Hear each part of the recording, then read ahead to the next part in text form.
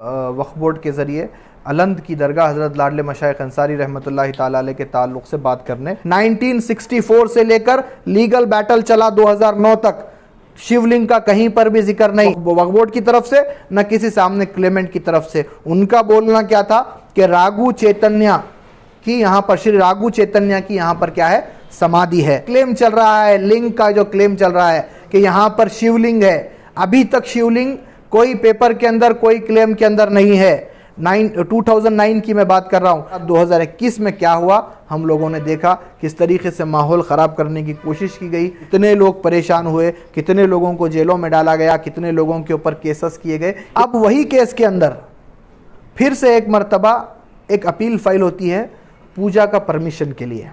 15 लोग दरगाह कमेटी की तरफ से रहेंगे, सेक्रेटरी की तरफ से, सेक्रेटरी के साथ, और 15 लोग आंदोला स्वामी जो वहाँ पे रिस्पोंडेंट नंबर 1 है उस केस के अंदर, उनकी तरफ से रहेंगे।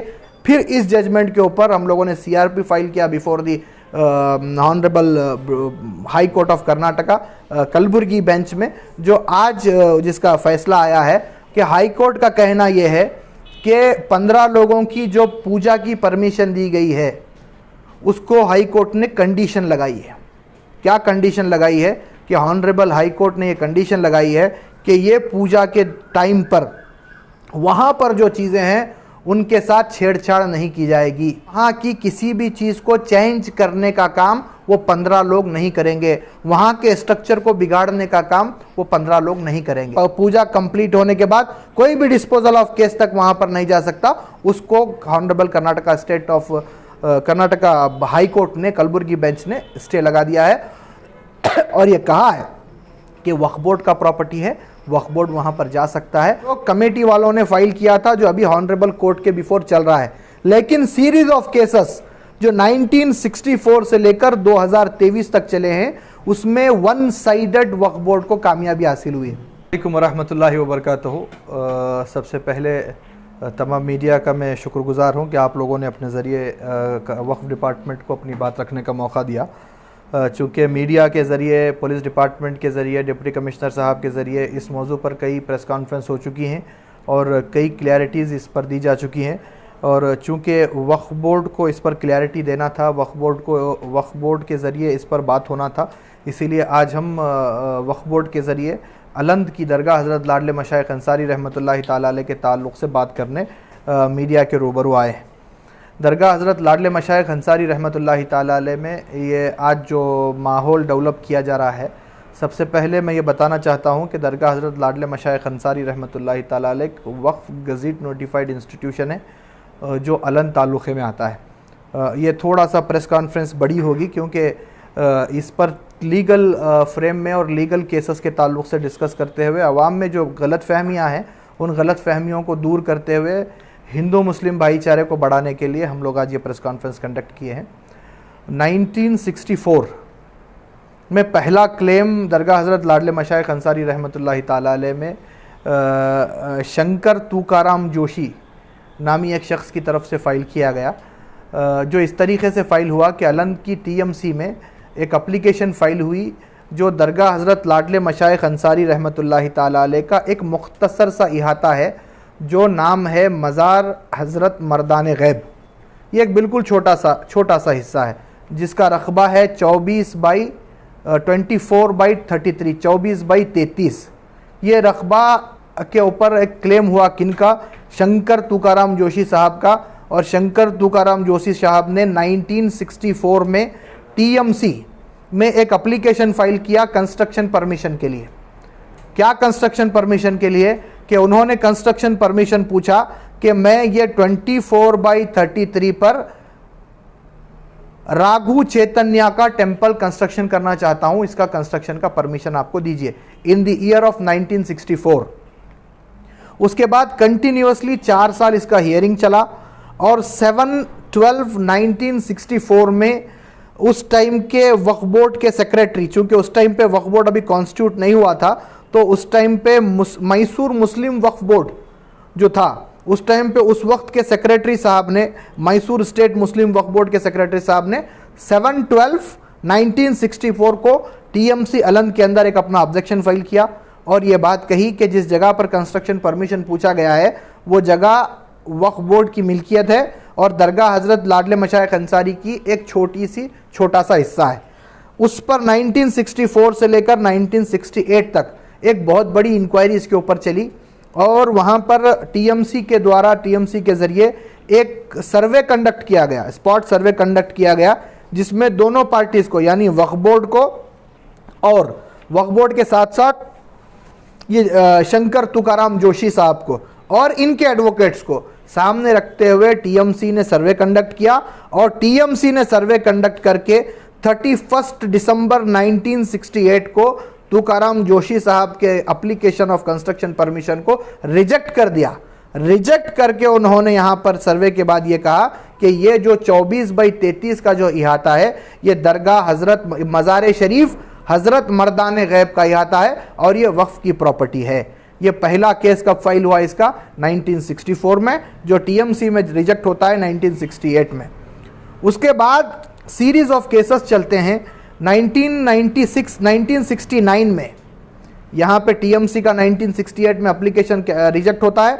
उसके बाद 1969 में ओएस फाइल होता है 55 ऑफ 1969, जिसमें रागू चैतन्य सेवा मंडल अलंद की तरफ से प्रॉपर्टी को सूट क्लेम किया जाता है और वो 1969 से लेकर 1972 तक ये केस चलता है। 1972 के बाद ये केस 1972 में डिसमिस फॉर नॉन प्रोसिक्यूशन होता है।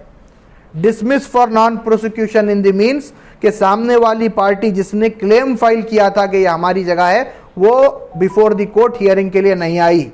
ये केस 1969 का जो केस था 1972 में डिसमिस फॉर नॉन प्रोसिक्यूशन होता है। उसके बाद 1972 से लेकर 1993 तक 21 साल का जो अरसा गुजरा, ये 21 साल के अरसे में वहां पर कुछ भी लीगल बैटल्स नहीं होती हैं। आफ्टर 1992 इंसिडेंट इन इंडिया, 1993 में फिर से यह केस फाइल होता है। 1972 में उनका क्लेम रिजेक्ट हुआ ओएस नंबर 55 ऑफ 1969 में। उसके बाद 21 साल तक कोई लीगल बैटल नहीं है। फिर वो केस फाइल होता है 1993 के अंदर और वो नंबर उसको रीनेम किया जाता है। उस केस को जो नॉन प्रोसिक्यूशन में डिसमिस हुआ था उसको फिर से रिकॉल करने की कोशिश वो करते हैं और उसको रीनंबरिंग देकर 318 ऑफ 1993 का नंबर उस केस को दिया जाता है। 318 ऑफ 1993 और ये केस 1993 से लेकर 18/8/2009 तक चलता है और फिर सेम ये केस डिसमिस होता है नॉन प्रोसिक्यूशन के ऊपर। इस केस में भी सामने वाली पार्टी जिसने अपना क्लेम दायर किया था वो बिफोर द कोर्ट नहीं आए, इसीलिए ये केस भी 318 of 1993 is dismissed for non-prosecution on the date of 18/8/2009। 2009 में ये केस को कोर्ट क्या करता है, डिसमिस फॉर नॉन प्रोसिक्यूशन के अंदर इसको डिसमिस कर देता है। फिर जब यह डिसमिस फॉर नॉन प्रोसिक्यूशन होता है तो फिर before the court miscellaneous appeal file होती है। फर्स्ट एडिशनल सिविल जज गुलबर्गा में मिसलीनियस अपील फाइल होती है, मिसलीनियस केस फाइल होता है 14 ऑफ 2009। यही पार्टी, यही क्लेम, यही मज़ार मुबारक, यही उनका बोलना कि यहाँ पर रागू चैतन्य की समाधि है। अभी आज जो क्लेम चल रहा है, लिंग का जो क्लेम चल रहा है कि यहाँ पर शिवलिंग है, अभी तक शिवलिंग कोई पेपर के अंदर, कोई क्लेम के अंदर नहीं है। 2009 की मैं बात कर रहा हूँ। 1964 से लेकर लीगल बैटल चला 2009 तक, शिवलिंग का कहीं पर भी जिक्र नहीं, ना हमारी तरफ से, ना सामने किसी वक्फ बोर्ड की तरफ से, ना किसी सामने क्लेमेंट की तरफ से। उनका बोलना क्या था कि रागू चैतन्य की यहाँ पर, श्री रागू चैतन्य की यहाँ पर क्या है, समाधि है। फिर से वो केस को क्या करते हैं, मिसलीनियस फाइल करते हैं बिफोर फर्स्ट एडिशनल सिविल जज 2009 में, जिसका केस नंबर है 14 ऑफ 2009। 14 ऑफ 2009। इसमें क्या होता है, फर्स्ट एडिशनल सिविल जज कलबुर्गी इस केस को और उनके क्लेम को 2000 रुपये की कॉस्ट के साथ डिसमिस करते हैं। 2000 रुपये की कॉस्ट के साथ डिसमिस किया जाता है। कौन सा केस? 14 ऑफ 2009, जो क्लेम उन्होंने वहां पर समाधि का किया था। फिर उस अपील को उन्होंने मिसलिनियस अपील के अंदर फिर से वो लोग फाइल करते हैं, जो उनका जो केस रिजेक्ट हुआ 6/4/2017। 2009 का जो केस था 14 ऑफ 2009, 6/4/2017 को डिसमिस होता है 2000 रुपए की कॉस्ट के साथ। और फिर 2017 में वो लोग फिर से एक केस फाइल करते हैं 34 of 2017 before the first additional civil जज। और अल्हम्दुलिल्लाह 13/2/2023 को ये भी केस राघु चैतन्य सेवा मंडल का डिसमिस होता है ऑन द मेरिट। और वहां पर कोर्ट अपने जजमेंट के अंदर ये करार देता है कि फलानी जो प्रॉपर्टी है वो property belongs to Karnataka state board of औकाफ, और वो मज़ार शरीफ है हज़रत मर्दान गैब रहमतुल्लाहि ताला अलैह की। यहाँ पर इस दौरान ये जब केस के जो सीरीज़ चल रहे हैं, इस दौरान मस्जिद दरगाह कमेटी वक्फ ट्रिब्यूनल से अप्रोच होती है 2021 में, फरवरी 2021 में, और वक्फ ट्रिब्यूनल से ये अपील करती है कि कुछ शरपसंद लोग यहाँ पर माहौल को ख़राब करने की कोशिश कर रहे हैं, उन शरपसंद लोगों को माहौल ख़राब करने से रोका जाए। तो 2021 में वक्फ ट्रिब्यूनल ने, जो कि वक्फ बोर्ड की एक कॉन्स्टिट्यूटेड अदालत है, वक्फ बोर्ड नहीं है, वक्फ बोर्ड की कॉन्स्टिट्यूटेड अदालत है, वो क्या करती है, स्टेटस को का ऑर्डर पास करती है और कहती है कि इस केस के अंदर जब तक डिसमिस नहीं होता, ये डिस्पोज ऑफ नहीं होता, जैसा है वैसे ही रहेगा। उसके बाद 2021 में क्या हुआ हम लोगों ने देखा, किस तरीके से माहौल ख़राब करने की कोशिश की गई, किस तरीके से माहौल को ख़राब किया गया, कितने लोग परेशान हुए, कितने लोगों को जेलों में डाला गया, कितने लोगों के ऊपर केसेस किए गए। ये तमाम चीज़ें हमारे पास हमारी आंखों के सामने हैं। अब वही केस के अंदर फिर से एक मर्तबा एक अपील फाइल होती है पूजा का परमिशन के लिए, और यहाँ पर वक्फ ट्रिब्यूनल 13/2/2023 को एक जजमेंट पास करता है, और वहाँ पर यह कहता है कि 15 लोग दरगाह कमेटी की तरफ से रहेंगे, सेक्रेटरी की तरफ से सेक्रेटरी के साथ, और 15 लोग आंदोला स्वामी जो वहाँ पे रिस्पोंडेंट नंबर 1 है उस केस के अंदर, उनकी तरफ से रहेंगे। पहले सुबह 8 बजे से लेकर 12 बजे तक वहाँ पर संदलमाली की जाएगी, और उसके बाद पिटिशनर ऑफ दिस केस वहाँ पे दरगाह शरीफ को छोड़ देंगे।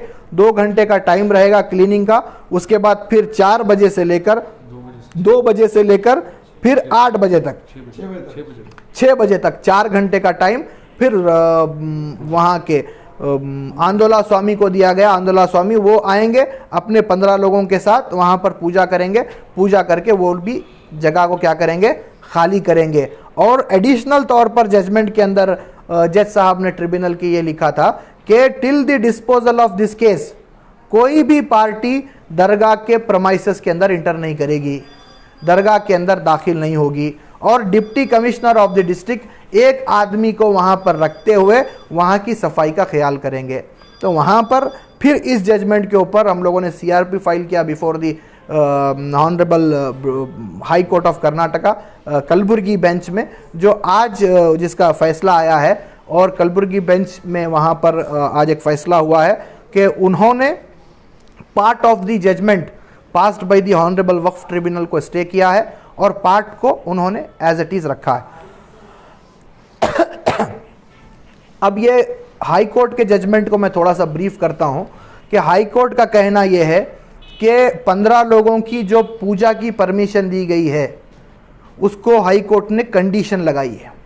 क्या कंडीशन लगाई है कि ऑनरेबल हाई कोर्ट ने ये कंडीशन लगाई है कि ये पूजा के टाइम पर वहाँ पर जो चीज़ें हैं उनके साथ छेड़छाड़ नहीं की जाएगी, उनके साथ तब्दीली नहीं होगी, वहाँ की किसी भी चीज़ को चेंज करने का काम वो 15 लोग नहीं करेंगे, वहाँ के स्ट्रक्चर को बिगाड़ने का काम वो 15 लोग नहीं करेंगे। उसके बाद एडिशनल कोर्ट ने ये कहा है कि ये जो रिस्ट्रिक्शन लगाए गए थे कमेटी पर, वक्फ बोर्ड पर और तमाम लोगों पर कि ये टाइम पूजा कंप्लीट होने के बाद कोई भी डिस्पोजल ऑफ केस तक वहाँ पर नहीं जा सकता, उसको honourable Karnataka state of Karnataka high court ने कलबुर्गी बेंच ने स्टे लगा दिया है। और ये कहा है कि वक्फ बोर्ड का प्रॉपर्टी है, वक्फ बोर्ड वहाँ पर जा सकता है और उसको केयर ऑफ कर सकता है। मैं इस ज़िमन में मोहतरम वाली जनाब शाफ़ी सादी साहब का दिल की अमीर गहराइयों से शुक्रगुजार हो कि आपने ऑन टाइम फ़ैसला लेते हुए वक्फ बोर्ड की तरफ से सीनियर कौंसिल मोहतरमा अनुराधा मैडम को इसके अंदर हायर किया और वहाँ पर उन्होंने अच्छा आर्गुमेंट वक्फ बोर्ड की तरफ से किया। इसी के साथ साथ मैं लीगल चेयरमैन आली वक्फ बोर्ड के लीगल चेयरमैन आली जनाब रियाज खान साहब का दिल की अमीर गहराइयों से मैं शुक्रगुजार हूँ कि सिर्फ एक दिन के अंदर ये केस को समझते हुए उन्होंने इसमें अपना मदाखिलत करते हुए लीगल काउंसिल मोहतरमा अनुराधा मैडम को इसके अंदर प्रिपरेशन के साथ यहाँ पर लाते हुए वक्फ बोर्ड का स्टेटस को बहाल करवाया। और मैं मुबारकबाद पेश करता हूँ आली जनाब हनीफ साहब को जिन्होंने ये केस के अंदर रहनुमाई फरमाई है। और इसके साथ साथ ये एक सेपरेट केस है जो कमेटी वालों ने फाइल किया था, जो अभी हॉनरेबल कोर्ट के बिफोर चल रहा है। लेकिन सीरीज ऑफ केसेस जो 1964 से लेकर 2023 तक चले हैं उसमें वन साइडेड वक्फ बोर्ड को कामयाबी हासिल हुई है। टाइटल का कोई मुद्दा नहीं है, टाइटल वहां पर क्लियर है, the property belongs to Karnataka state board of Waqf, judgment passed by the many court and many platforms of the judicial. तो मैं यहाँ पर ख़ास तौर पर अलंद के नौजवानों से, अलंद की आवाम से, चाहे वो मुस्लिम नौजवान हो चाहे वो हिंदू नौजवान हो, हम इस मुल्क की गंगा जमनी तहजीब को मानने वाले लोग हैं। मैं वक्फ बोर्ड की जानिब से तमाम कम्युनिटीज़ से, अलंद की, गुलबर्गा की तमाम कम्युनिटीज़ से दिल की अमीर गहराइयों से अपील करता हूँ, आप उसको रागू चैतन्य का समाधि मान रहे हैं, हम उसको दरगाह मज़ार हज़रत मर्दान गैब मान रहे हैं। ना मैं समझता हूँ कि हज़रत मर्दान गैब की ये तालीमात होंगी, ना मैं समझता हूँ कि रागू चैतन्य की ये तालीमात होंगी कि एक दूसरे के साथ लड़ के मुल्क के अमन व अमान को ख़राब किया जाए। मैं अपील करता हूँ कि अलंद के अमन व अमान को आप बरकरार रखिए। लीगल फ़ाइट इंशाअल्लाह वक्फ बोर्ड मौलाना शाफ़ी सादी साहब की क़ियादत में लड़ेगा। और ये ओएस के ताल्लुक़ से मैं क्लियर करता चलूँ, बहुत से लोगों से ये सुनने में मिला है कि पूजा की परमिशन वक्फ बोर्ड की तरफ से दी गई है। नहीं, वक्फ बोर्ड 1964 से लेकर 2023 तक केसेस लड़ रहा है, जीत चुका है। ये जो कंप्लेंट, ये जो ओएस फाइल हुआ था, ये दरगाह कमेटी की तरफ से फाइल हुआ था, जिसमें वक्फ बोर्ड भी रिस्पोंडेंट है। रिस्पोंडेंट नंबर 2 वक्फ बोर्ड है कमेटी की तरफ से जो केस फाइल हुआ है। यहाँ पर वक्फ बोर्ड ने परमिशन नहीं दी है, वक्फ ट्रिब्यूनल ने दी है, और जिसको कंडीशनल के तौर पर ऑनरेबल हाई कोर्ट ने उसके वो कंडीशंस लगाई है, और वो कंडीशंस को फुलफिल करते हुए वो 15 लोग आएंगे, वो अपनी पूजा परफॉर्म करेंगे। ऑनरेबल सीनियर काउंसिल ने आज अपने ब्रीफिंग में, कोर्ट में, आर्गुमेंट में ये कहा कि हिंदू भी आ सकता है, मुसलमान भी आ सकता है। हम मर्दान गैब मानते हैं, आप कोई दूसरी चीज़ मानते हैं, समाधि मानते हैं, आपको भी वहाँ पर अपने रिस्पेक्ट पे करने का इख्तियार है, हमको भी वहाँ पे अपने रिस्पेक्ट पे करने का इख्तियार है।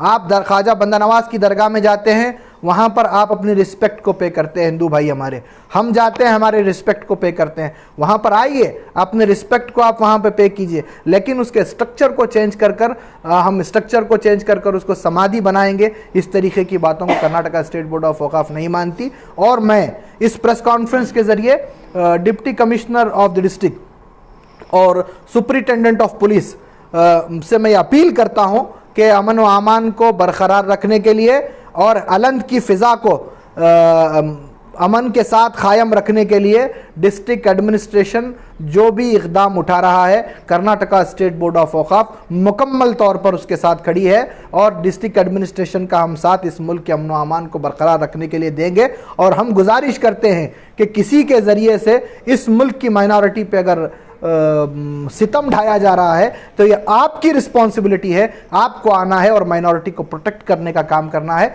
अस्सलामु अलैकुम व रहमतुल्लाहि व बरकातुहू।